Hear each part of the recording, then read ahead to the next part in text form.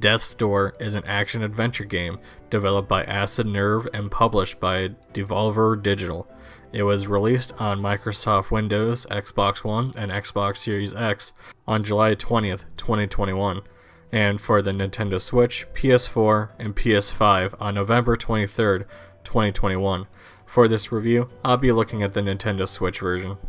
The player takes on the role of a small crow who works as a Reaper, collecting souls for the Reaper Commission headquarters, an office-like bureaucratic afterlife. For the first mission of the game, the character is sent to collect the soul of a monster who does not want to leave life willingly.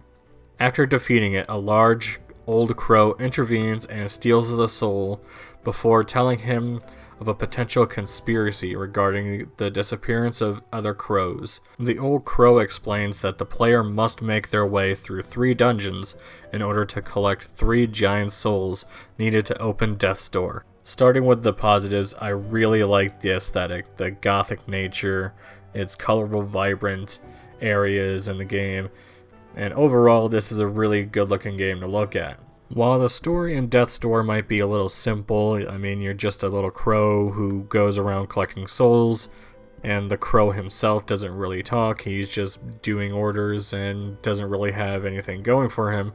But I think everything around the crow and everything around the story makes the entire world and the entire game that much more interesting. You go through different dungeons, seeing all different kinds of people, learning about what's going on, what the giant soul is like before you eventually gotta take him out. And even after you beat a major boss in the area, it does feel kind of sad just because, I mean, sure, yeah, they are somewhat evil and they do have some bad traits about them, but the game does try to put out the point that these people were at one point good, and they just didn't want to accept the fact that they do have to die and eventually move on. And the reminder that this game tries to bring, I think, was extremely powerful. And towards the end of the game, after you defeat the 3 giant souls, the game definitely ramps up in the story, and things start to just twist and turn. And I won't spoil it, but it definitely was my favorite part of this game's story. The game puts you in an isometric viewpoint, similar to games like Hades and Diablo, and most of the time you're going to be going around just slashing enemies, solving puzzles, defeating bosses, getting souls to upgrade your weapons and upgrade your health and all that stuff. So it's kind of got an RPG element to it.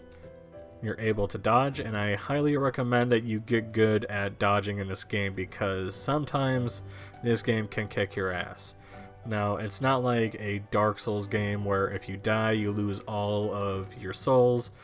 The worst that happens is that you get sent back to the beginning of the level, but luckily there are checkpoints that you can unlock through different doors in the area, and then you can quickly go back, regain your health, and spend your souls on some upgrades before going back into the checkpoint that you last were in. And you never get a game over, so you can try as much as you want, and I definitely recommend trying different strategies on different enemies. One of the biggest rewards that I think this game has to offer is its boss fights. Every single boss fight is a treat. All of them are unique in their own way. All of them have their own unique strategies to defeat. And while all of them can be pretty difficult at first, once you start to learn the pattern and once your reflexes start to improve, the bosses are easily defeated and you can move on. Sure, you may die a lot, and I know I died quite a bit to most of the bosses in this game, but it's just, you gotta learn the pattern. You just gotta pay attention to what you're doing and definitely get in those hits when you can. The good thing about it is that you won't lose your souls when you die, as I said before, and usually there's a checkpoint before you can fight the boss. Sometimes you can go back if you want to grind, but that's up to you. There's definitely ways to get around each boss, and you just gotta learn the patterns. Overall, I really don't have any negatives for this game. But I could see some people saying that they're not a big fan of the style of the game, they're not a fan of the gameplay, they find it a little bit too difficult, and they're not a big fan of the aesthetic or the themes. And that's all totally valid, but for me personally, and in my opinion, this was a phenomenal game, and I loved damn near every second of it. I hope one day there's a physical copy available. Maybe a limited run can hook a YouTuber up, but I highly recommend this game. And if you're ever interested, it's on the Nintendo eShop.